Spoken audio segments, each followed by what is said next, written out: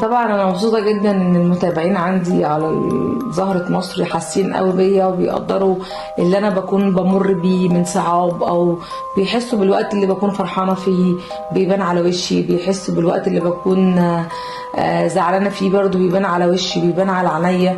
هما بيحسوا بيا جدا.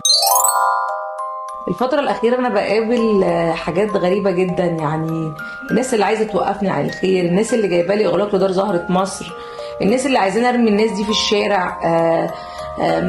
طب موضوع مثلا ترخيص جمع المال وقف بقاله 5 شهور وأنا مكملة، يعني ده دليل على مصداقيتي، ده دليل على أمانتي، ده دليل إن أنا بحب الخير.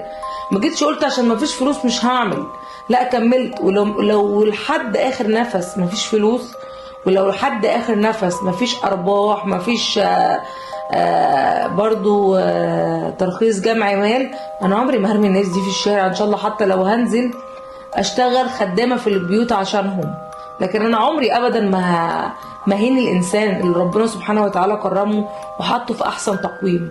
انا الفترة الاخيرة فعلا عليا ضغط كبير جدا، ضغط نفسي وضغط معنوي. دايما الحمد لله. يمكن انا حصل لي ازمات كبيره جدا على مدار ما بديت مشواري في العمل الخيري، حاجات اصعب من اللي انا فيها دلوقتي.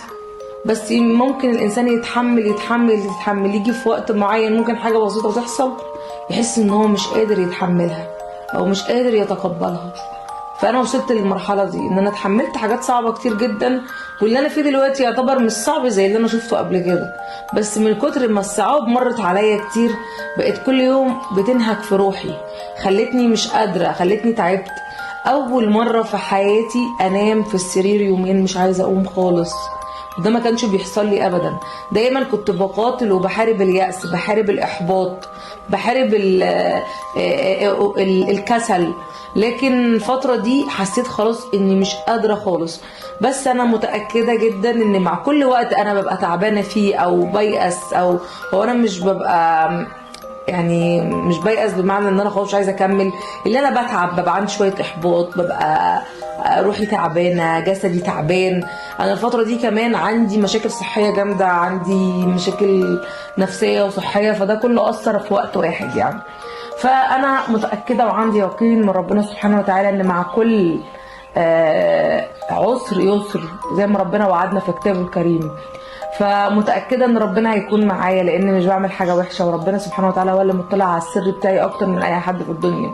مش هقول بقى الموظفين اللي حواليا، مش هقول اهلي، مش هقول جوزي، مش هقول اولادي، لان مفيش اي حد يقدر يعرف اللي جوانا اللي حقيقي هو غير ربنا سبحانه وتعالى.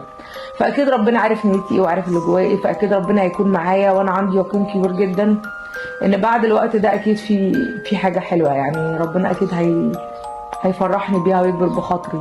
لان انا جبر خاطر بالنسبه لي ان ربنا يسخرني لخدمه غيري. انا ممكن لو عايزه فلوس وعايزه شو وعايزه، في طرق كتير جدا ممكن تجيب لي فلوس بالملايين وانا قاعده في بيتي كمان، مش هقول لكم ان انا انزل، لكن انا مش عايزه ده. انا عايزه اعمل خير، عايزه ادي رساله، عايزه اساعد الناس. نفسي الناس تقف جنبي تدعمني بالكلمه الطيبه، تعونوني على اللي انا فيه. واللي شايف من وجهة نظره ان انا بعمل حاجة وحشة، تعالوا شوفوا بنفسكم، تعالوا ادخلوا دار زهرة مصر، تعالوا شوفوا كل حاجة. انا لو بعمل حاجة وحشة ربنا سبحانه وتعالى مش هيسيبني ابدا. انا الحمد لله عمري في حياتي ما، يعني لما حد بيأذيني عمري ما بفكر ارد له الاذية دي نهائي، عمرها ما حصلت في حياتي من قبل ما ابقى زهرة مصر. كل اللي انا بعمله ان انا بصلي وبدعي ربنا يفك كربي، او انه ينسيني، او بدعي لهم بالهدايه. لكن انا هرد لهم الاذيه ازاي؟ اذيتهم بتبقى كبيره قوي ليا، ما بردش الاذى بالاذى خالص. انا يعني بطبعي من سنين بحب دايما ادي فرص للي حواليا، دايما بديهم فرص عشان انا بحبهم مش عايزه اخسرهم، بديهم فرصه مره ومليون. بس لما هم اللي مش عايزين يتغيروا خلاص يعني بسيبهم، لان هم مش عايزين يتغيروا، مش عايزين يبقوا احسن، مش عايزين يبقوا كويسين، فخلاص هعمل لهم ايه؟ بسيبهم.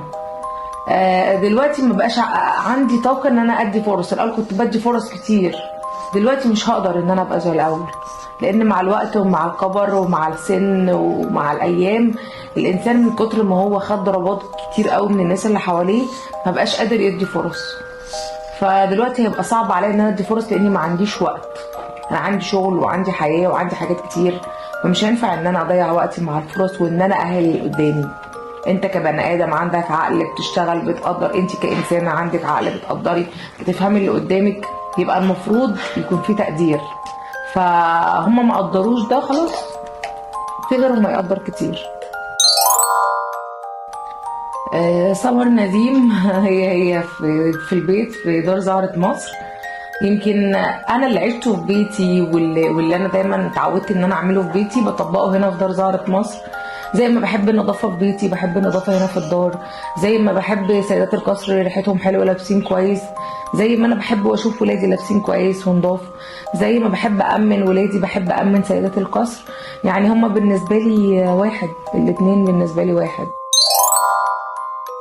هدف سمر نديم الاول والاخير هو ربنا سبحانه وتعالى اللي حطني فيه، يعني الهدف الاول والاخير.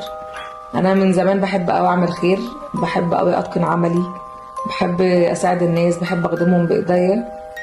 فربنا سبحانه وتعالى حب يطلع ده على السوشيال ميديا ويظهره للعالم كله، والناس تقتدي بالخير اللي انا بعمله او تحاول ان هي تطبقه في حياتهم. هدفي الاول والاخير ان انا نفسي اوصل رساله مهمه جدا لكل الجيل الصاعد، انه يعملوا خير. وعايزه اقول تاني وتالت ورابع ومليون، لو مفيش سمر نديم هيبقى في الاف غيرها كتير وملايين كتير غيرها هيطلعوا يكملوا الرساله بتاعتها. لان خلاص دلوقتي الناس بقت تشوفني وبتتابعني وعارفه اللي انا بعمله كويس.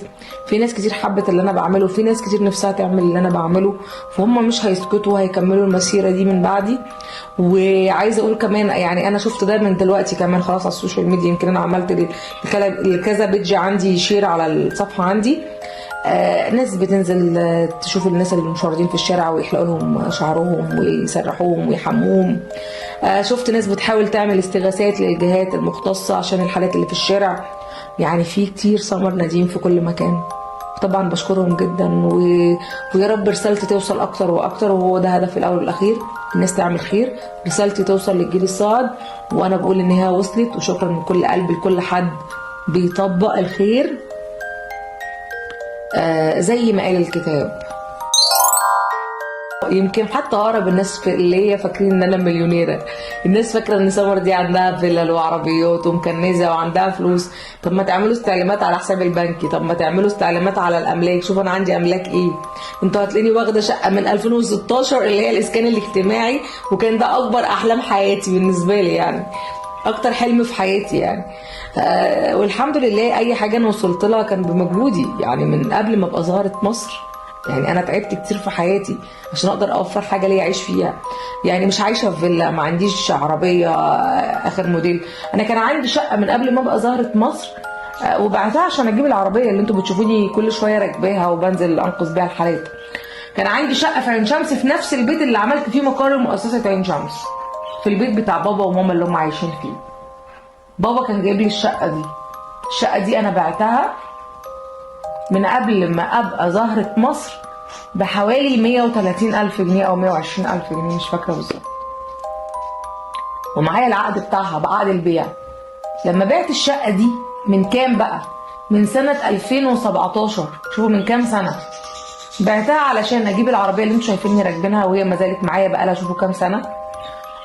دفعت فلوس المؤسسه عشان اقدر افتح حساب بنكي واقدر ان انا اعمل مؤسسه سمر نديم للخدمات والتنميه. خدت المكتب واجرته وجهزته وفرشته، مكتب اللي هو في عين شمس، طبعا انتوا اكيد عارفينه كويس قوي لان انتوا بتشوفوه معايا دايما على اللايفات. يا ريت كان معايا فلوس كتير، كنت هتشوفوني بعمل خير اكتر من كده بكتير. مش عايزه يعني اشكر في نفسي، بس والله يعني هي دي حقيقه انا عايشاها. اللي في ايدي مش ليا اصلا خالص. يعني انا دايما كل اللي بفكر فيه اللي بره، الناس اللي بره، عايز اساعد الناس اللي بره، عايز اعمل خير، عايزه اجبر خواطر.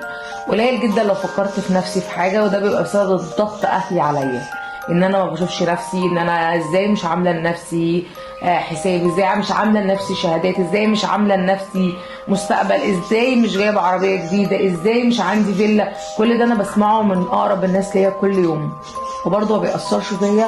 وبفضل مكمله مسيرتي ان افضل اساعد الناس حتى لو اخر جنيه في جيبي، وافضل اعمل خير طول ما انا عايشه. وربنا يقدرني اعمل خير كتير، ويا رب ينور بصيرتكم للحق. وبعدين هو دلوقتي مفيش حاجه بتستخبى، يعني اكيد الناس اللي بتتابعني ايديها طايله قوي يقدروا يدخلوا على الحسابات البنكيه بتاعتي ويعرفوا انا عندي كام حساب. اصلا هو حساب واحد الخاص بيا ما فيهوش فلوس فاضي. فهو ربنا سبحانه وتعالى مطلع على كل شيء. ما عنديش ذهب، ما عنديش املاك، ما عنديش عربيه اخر موديل. يعني انا عايزه اقول لكم دايما محمد بيقول لي يلا يا سمر نغير العربيه، يلا نبيع دي ونجيب واحده ثانيه وندفع قسط كل شهر. بقول له لا مش هعمل كده، انا راضيه بدي وبقول الحمد لله. يعني انا راضيه بقول الحمد لله على اي حاجه. المهم الانسان يعيش مرتاح، مش مهم الفلوس، مش مهم الحاجات، مش مهم الاملاك، مش مهم العربيات، مش مهم الفلل. اهم حاجه ان الانسان ينام على مخدته وهو حاسس ان ربنا سبحانه وتعالى راضي عليه. وده ده الاحساس بقى بكنوز الدنيا كلها، وانا بحسه دايما الحمد لله.